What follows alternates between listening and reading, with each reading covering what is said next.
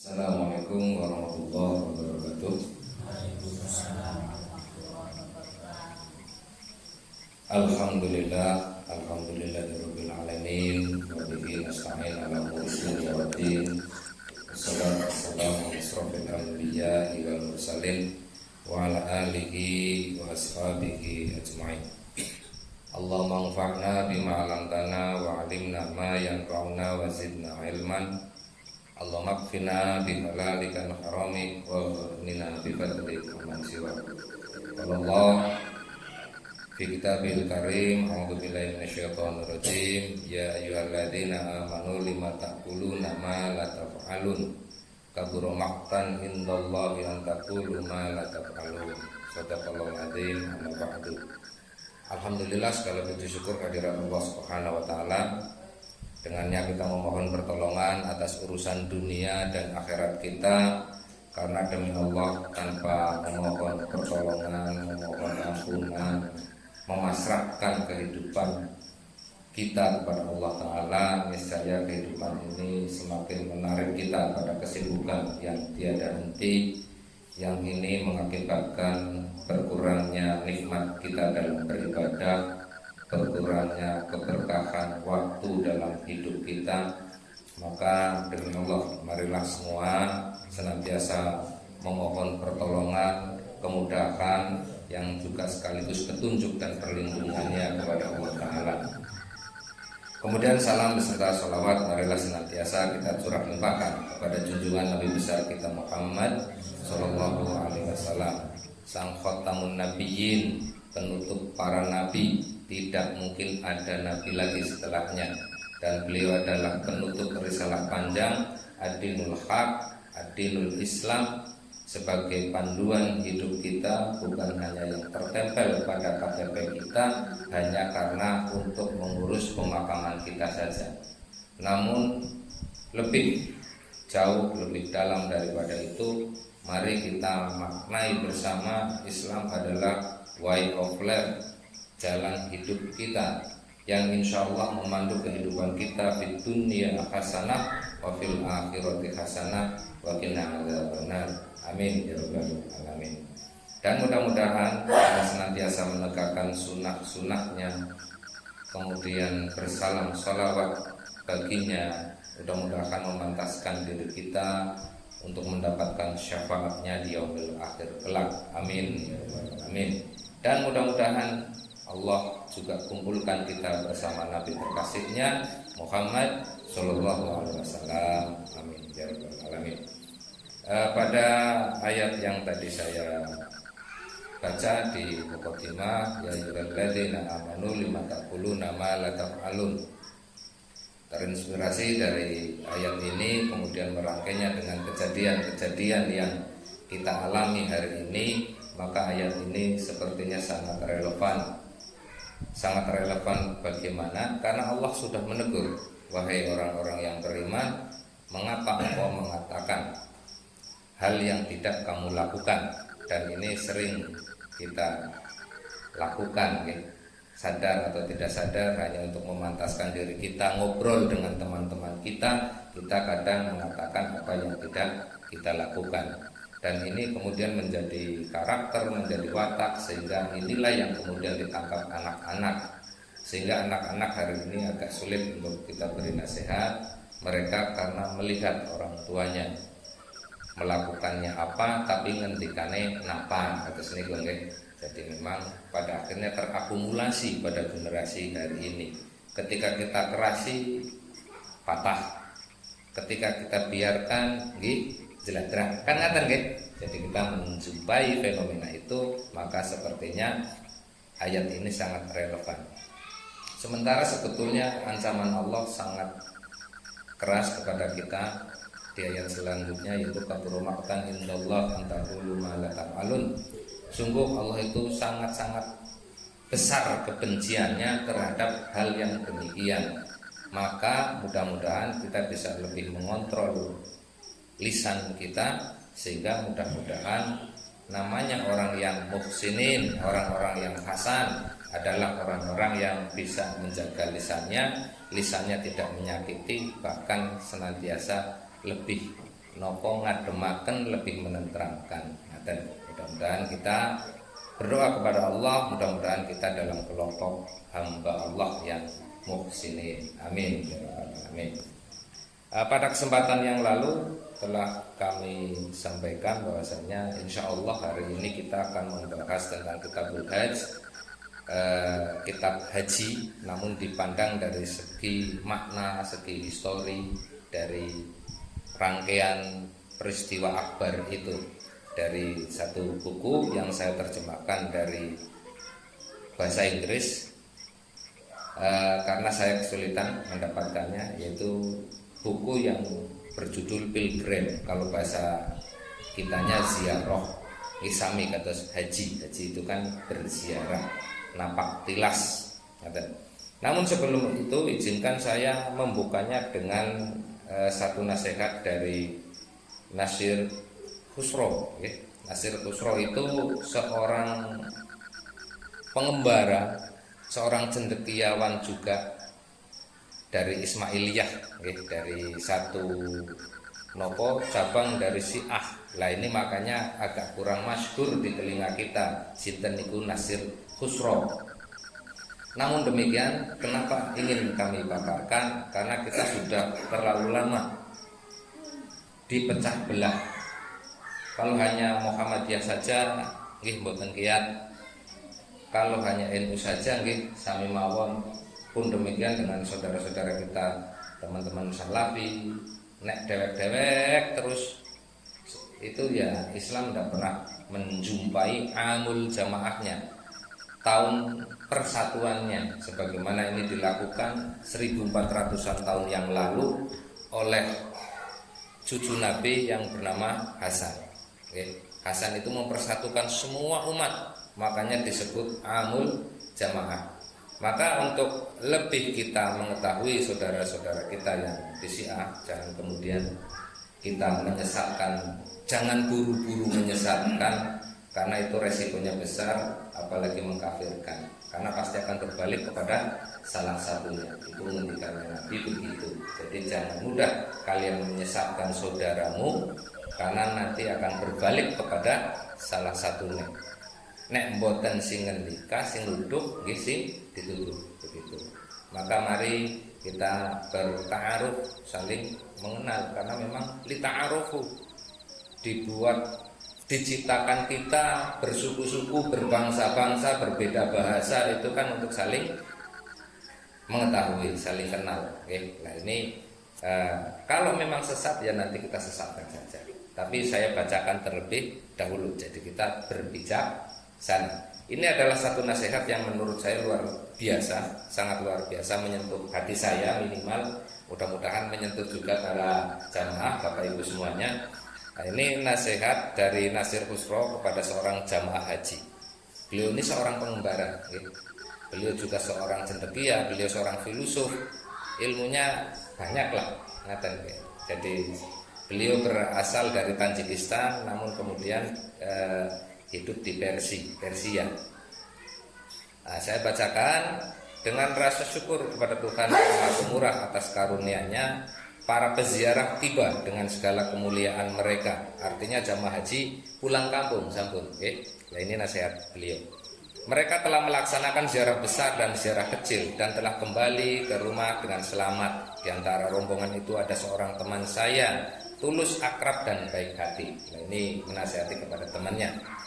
Ceritakan padaku, kataku, bagaimana kau lolos dari bahaya perjalanan yang menyakitkan dan berbahaya itu selama kau pergi. Kekhawatiran yang tak henti-hentinya selalu menyertaiku. Aku senang kau telah melakukan ziarah itu. Kurasa tak ada yang seperti dirimu di dunia ini sekarang. Sekarang ceritakan padaku bagaimana tepatnya kau memberi penghormatan kepada tempat suci yang agung itu. Terus memang boten sedaya nggih, boten sedaya saged tindak teng Baitullah di Mekah sana. Jadi Nasir Khusro itu memuji, engkau beruntung, gak ada orang di dunia ini yang seberuntung kamu. Kira-kira pengagungannya seperti itu kepada temannya yang baru berangkat, baru pulang haji.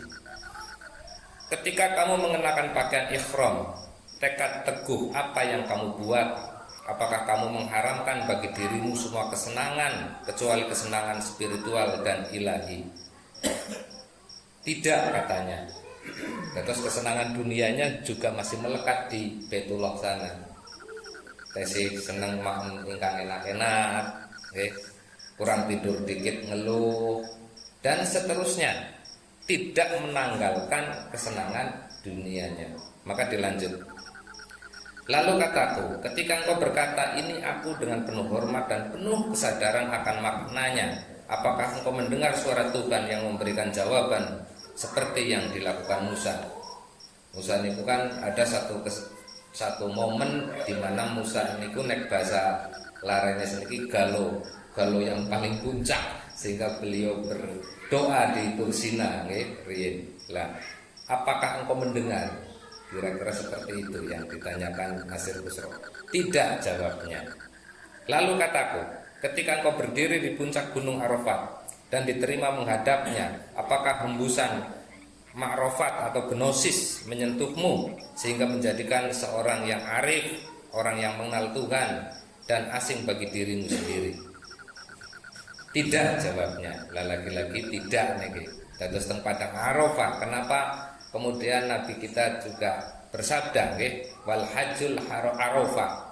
Haji itu ya di Arafah, ngaten.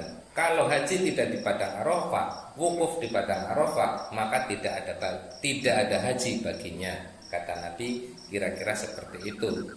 Maka betul-betul penekanannya di padang Arafah itu mengerti zat Allah. Atau mungkin kalau di sini kula tanglet kepada jamaah semuanya, seberapa kenal, seberapa arif, arafa ya'rifu, seberapa tahu kita dengan Tuhan kita. Nah, ini saya kemarin juga tanya di salah satu musola, seberapa kenal kamu dengan Tuhanmu? Kinten-kinten sampun kenal nggih Bapak Ibu nggih. Bagaimana cara mengenal Tuhan? Nah niku. Nah ini puncaknya nanti kita wukuf di Arafah, sehingga kita asing bagi diri sendiri.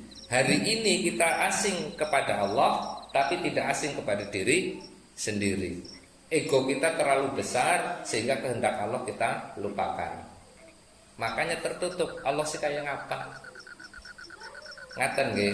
Lah maka pada momen yang membahagiakan ini, mudah-mudahan penuh kemuliaan ini, jutaan malaikat sedang bersama kita ini, mudah-mudahan Allah buka hati kita untuk lebih mengenal zatnya.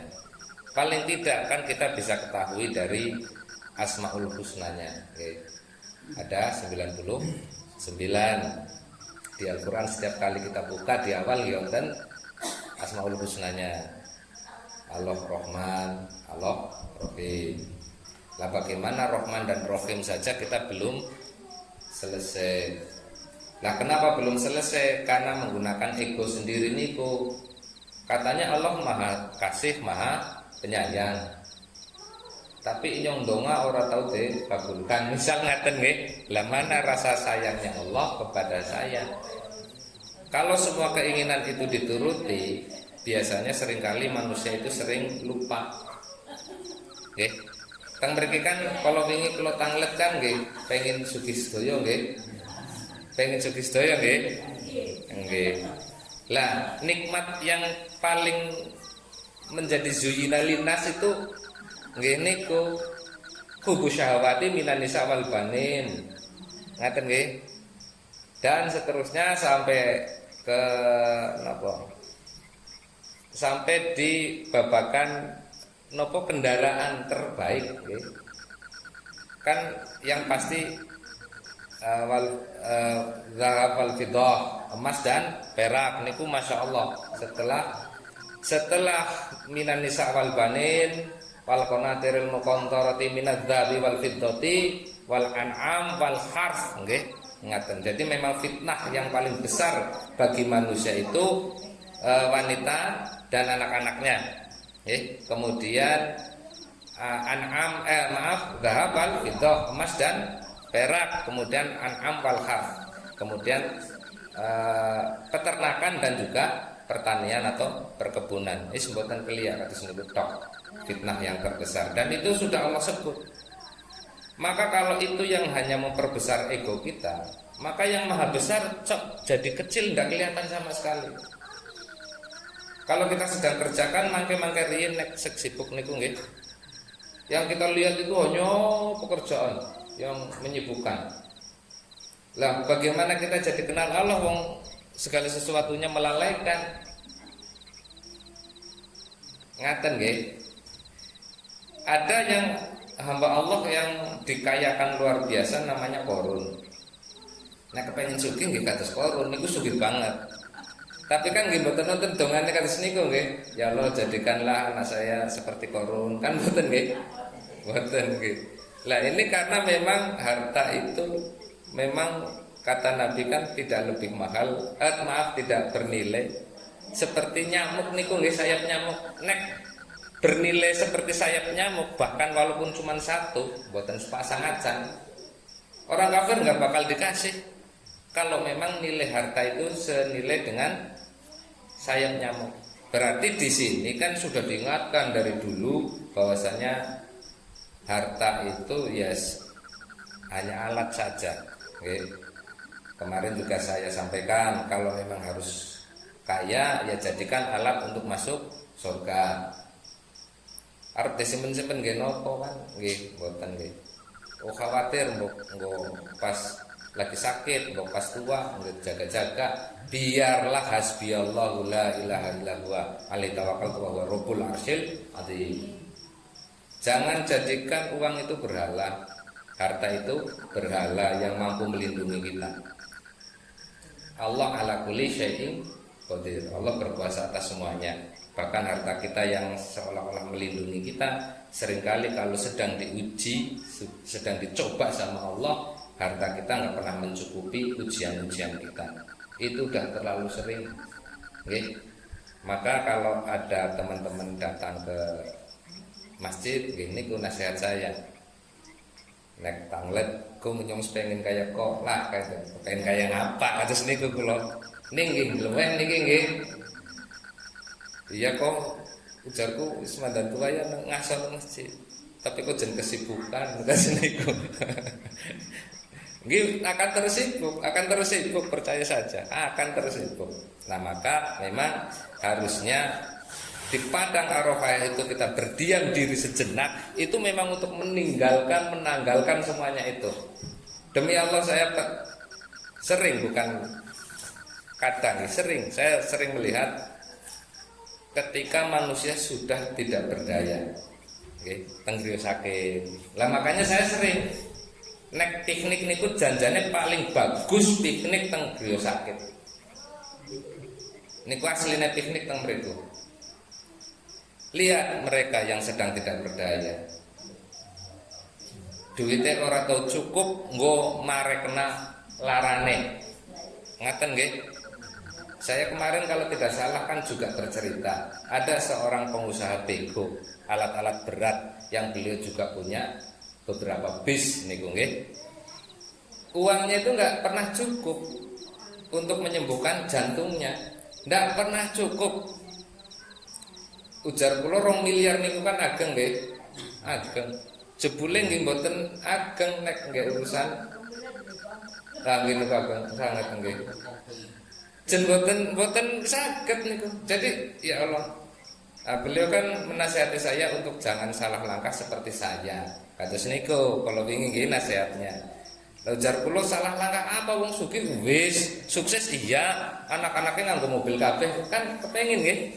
Tapi ternyata di balik itu semuanya ada keheningan, kehampaan, nang omah dhewekan niku. Arep nakal maning kaya bocah nom kemiyen, duwite anak, fisike ora mampu. Lah pripun niku. Jadi ya Allah, maka 2017-18 itulah saya pulang. Iya ngapa ya? Kalau kebahagiaannya jere kepengine kur ngarep ngobrol karo anak bojo, lah urusan sugih besi wis teyeng. Ngaten nggih. Jadi masya Allah kebahagiaan itu ternyata tidak terletak pada berhala yang namanya uang. Dan disinilah wukuf Arafah itu betul-betul kita harus memahami untuk apa kita diciptakan. Kan untuk beribadah nggih. wa ma khalaqul jinna wal insa illa liya'budun. Jadi itu sering kita dengar, kita tahu. Lah, kita harusnya tahu di padang Arafah. Saya lanjut nggih, mbok mangke wekdal mboten cekap. Nah, ketika menjawab tidak, maka kataku lagi, niki kata Nasir Khusro. Ketika kamu melempar kerikil kepada iblis, apakah kamu juga melemparkan batu kepada iblis yang ada dalam dirimu? Apakah kamu meninggalkan jalan-jalanmu yang jahat, membuang semua perbuatan dan kebiasaanmu yang buruk? Tidak, jawabnya. Lah niku mboten malih. Maka dilanjut, lalu kataku, ketika kamu menyembelih domba demi anak yatim dan tawanan, apakah kamu menyadari kedekatan Tuhan dan terlebih dahulu menyembelih dirimu yang rendah dan penuh nafsu? Nah, lagi-lagi dijawabnya tidak. Kados kalau wingi kita sudah nyembelih sapi, kambing. Itu harusnya terlebih dahulu kita menyembelih diri kita. Yaitu bagaimana kedekatan Tuhan kan sudah dekat banget dengan kita, nggih. Harusnya yang disembelih ketamakan kita, bukan malah ini kok nggih. Enggak sebaliknya nggih. Sembelihan kados kelalen kabeh, sing penting oleh akeh. Lah niku ingkang ya Allah, kayaknya kita semakin kesini itu semakin jauh dari maqasid syariahnya. Lah, nuwun sewu untuk menyempil waktunya karena ini juga amanah dari persyarikatan. Kita sudah mengeluarkan fatwa, kajiannya 4 tahun yang lalu. Terus dikaji, diputuskan itu terus sampai 4 tahun, sampai uji cobanya selesai itu diputuskan hari ini kita jalankan. Di tahun ini kita jalankan. Alhamdulillah sudah dijalankan oleh Lazismu level daerah, artinya kabupaten, itu mengelola damnya para haji yang berangkat ke Mekah. Hanya beberapa saudara kita yang pokoknya ya kudu disembelihkan ke Mekah begitu. Lah, dam ini sudah dikonsultasikan ke pemerintahan Arab Saudi sana juga, bahwasanya ketika penyembelihan dam itu boleh dilakukan di negeri asal mereka, asal jamaah, misal Pulau Losari nggih saged dam saya, kurban saya sembelih di Losari atau Purbalingga. Ngaten nggih. Lah, kenapa? Sebetulnya nggih teng mriku teng Tarjih juga disampaikan. Hukum asalnya penyembelihan itu memang ada di sekitaran tanah suci nggih, Mekah niku. Karena haji kita itu kan haji tamatuk. Haji tamatuk sama kiron, di mana haji yang metode manasiknya tamatuk atau kiron itu harus membayar dam. Ngaten nggih. Terus wonten 3 niki haji. Haji ifrad itu yang dari awal pun ngangge pakaian ihram. Tapi kalau pakaian ihram dikenakan terus kan mbok mateni semut kena denda, ngintek rumput kena denda, dilalai panas nganggo kaos kena denda. Makanya dendane kakek. Maka dipandang ini untuk yang dari luar daerah Indonesia khususnya jauh banget dari negeri Mekah, wis kok kajine nganggo manasik tamatuk saja. Maka lazim itu untuk jamaah kita menggunakan haji tamatuk, yang dimana kalau udah selesai umroh maka pakai pakaian biasa dulu sampai nanti haji mengenakan ihram kembali. Ngaten nggih. Lah maka disitulah kena dam. Lah, maka Idul Adha itu terbagi 2.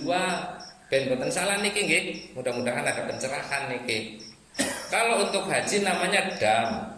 Kalau kita yang tidak pergi haji namanya adha udhiyah. Menyembelih kurban. Kan boten kena denda kita. Nggih, maka kita yang berkurban namanya udhiyah.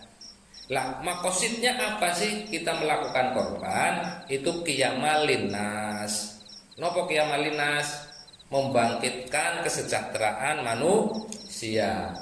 Lah, tolak ukurnya apa? Kita melakukan korban untuk kesejahteraan manusia, kebangkitan manusia itu nopo? Kan harus ada ukurannya, nggih. Ben boten kados rutinitas. Misal kula nggih nate sanjang bahwasanya iman si untungnya apa? Nek orang ngerti untungnya iman apa ora usah beriman. Niku bahasa kelebihan kula kalau wingi nggih. Teng mriki kula menyampaikan. Apa napa pun kesupen? Ya karena terlalu banyak orang yang mengatakan, jen arep soleh abot banget, arep beriman abot banget harus niku. Ya abot banget wong orang ngerti untungnya. Seberapa besar beratnya ibu-ibu nggih, ngapunten sangat mbok niki nyinggung mboten, nggih. Misal nggih, niki ngapunten sangat. Seorang ibu-ibu memiliki anak kecil harus ditinggal demi mendapat keuntungan di Taiwan, di Arab Saudi. Kan karena di sana melihat adanya keuntungan, maka dikorbankanlah seorang per karo anak ora apa-apa, ora per karo bojo ora apa-apa. Sing penting nang kana anak keuntungan. Maka berat kalau kita tidak melihat keuntungannya dengan kita beriman.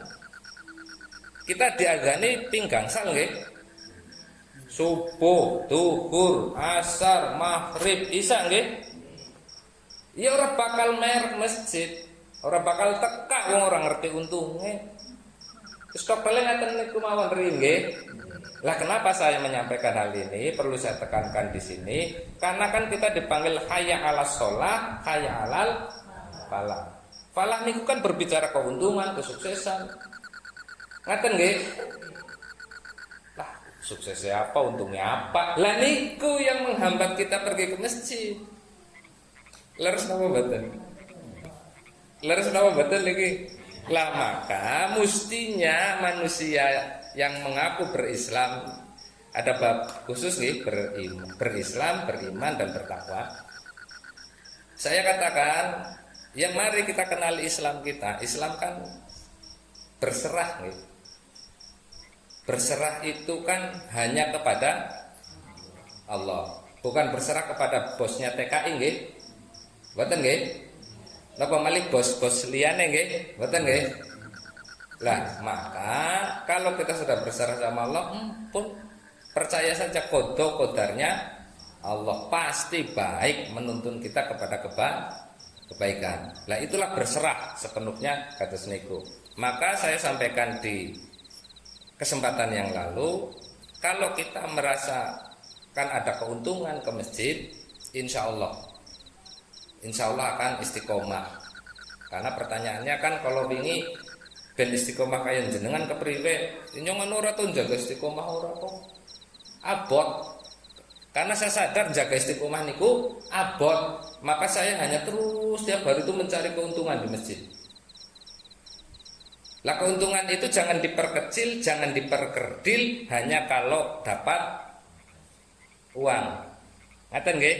Karena kalau hanya keuntungan ditakarnya pakai uang, nanti pasti di satu kesempatan, di satu titik akan kamu buang. Mbuh dibuang nang rumah sakit, mbuh dibuang di perkocot teng bojo nopo teng anak, pasti dibuang.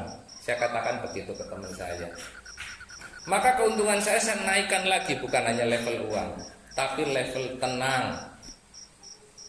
Tenang bae nyong. Walaupun ora ada duit kung, ya kenapa juga harus pakai duit? Lah ndok gawe kok aja ndok gawe nek muhasabah kowe awake dewek-dewek. Ngaten nggih? Kadang sok putune kan niku kula.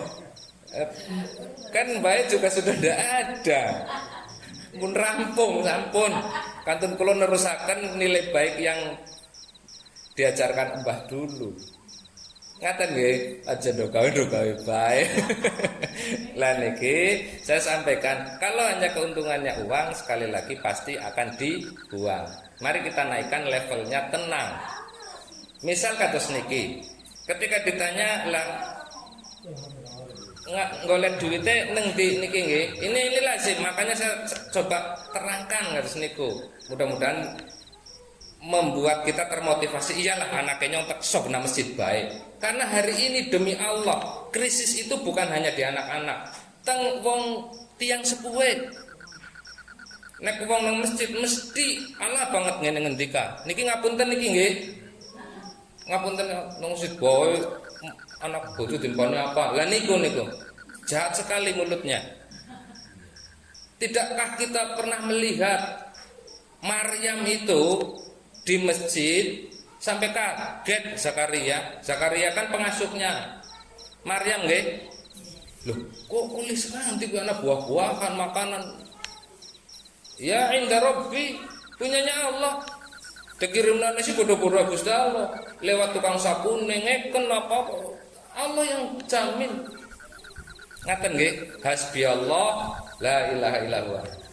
Jangan hasbi duit, hasbi jabat. Jangan hasbi Allah. Ngaten nggih. Dan ini kompun tek. Masih lama. Nggih, saya tidak. Jangan terlalu melebar, saya kembalikan lagi kepada Nasir Khusro. Ini sampai di penyembelihan nggih. Wow. Ternyata juga tidak. Lah mudah-mudahan sih Qiyamal Linnas tahun ini mudah-mudahan betul-betul efisien. Ya dagingnya walaupun sekilo jebule bisa bertahan 1 tahun misal. Mungkin apa mboten? Mboten. Lah tentu Muhammadiyah melihatnya insya Allah berkemajuan.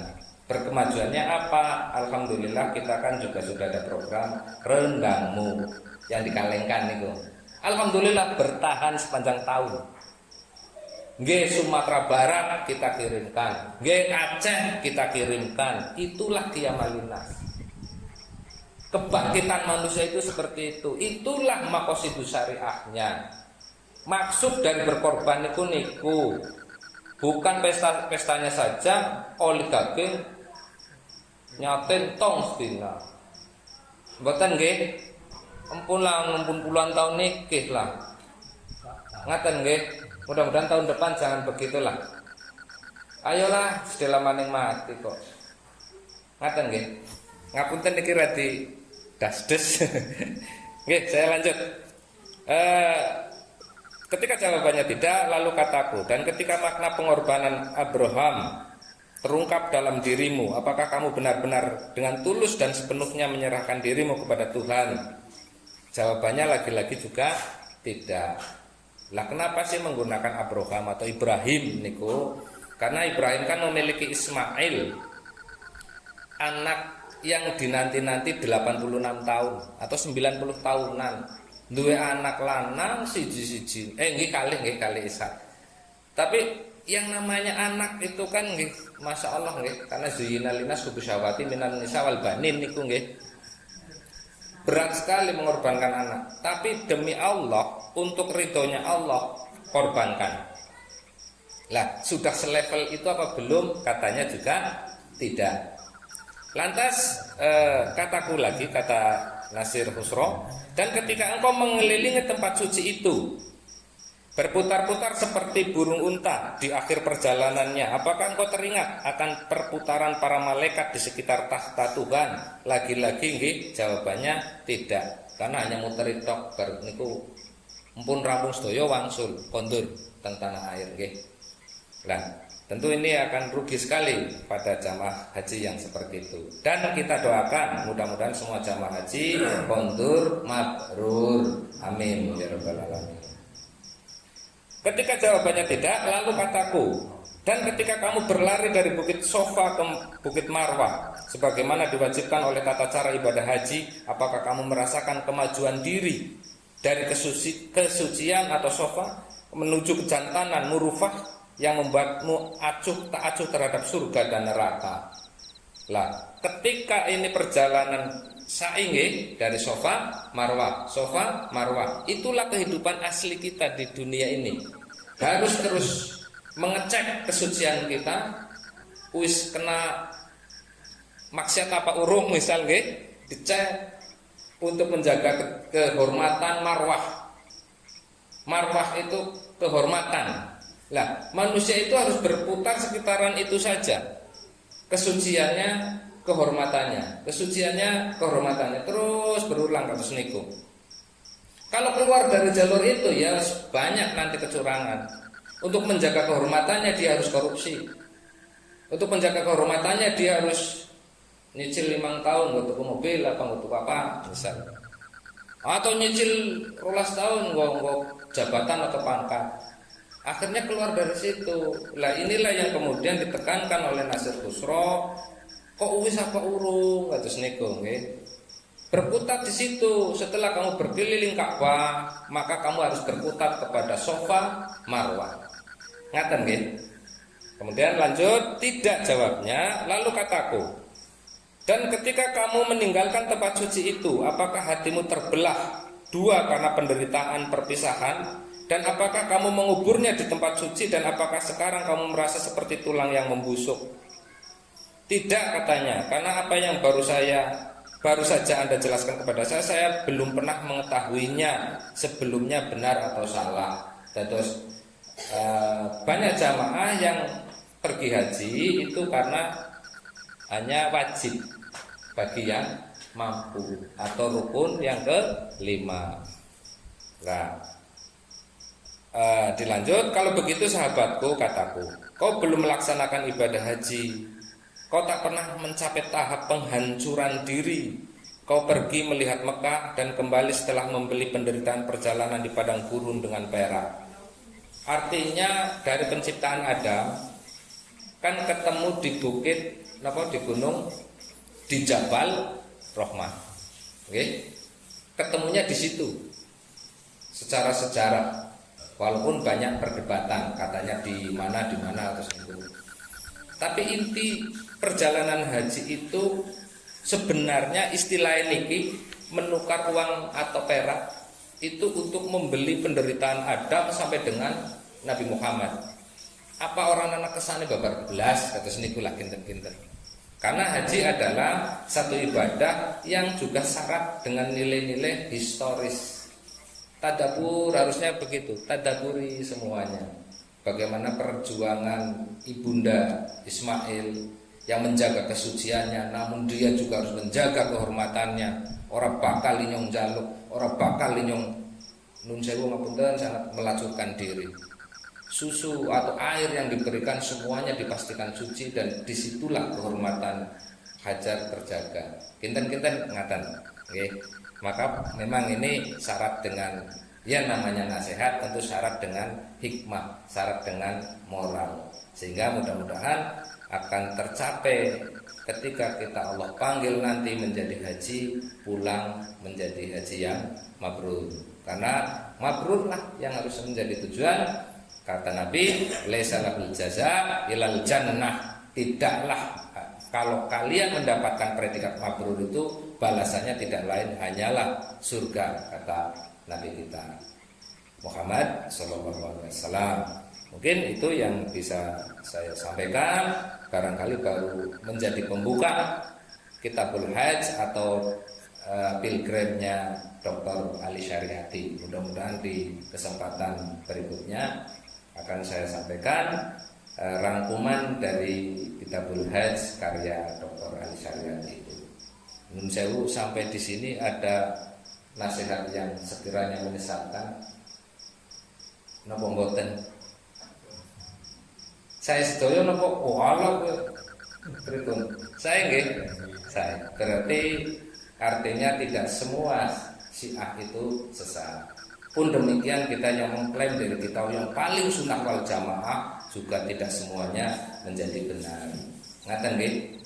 Sekali lagi nasihat saya sesuai di awal, jangan mudah kita menyesatkan orang lain atau mengkafirkan orang lain karena resikonya cukup berat, itu akan kembali kepada salah satunya. Demikian dari saya. Mohon maaf segala kekurangan, saya berlindung kepada Allah. Astagfirullah li wa lakum. Billahi taufiq wal hidayah. Wassalamualaikum warahmatullahi wabarakatuh.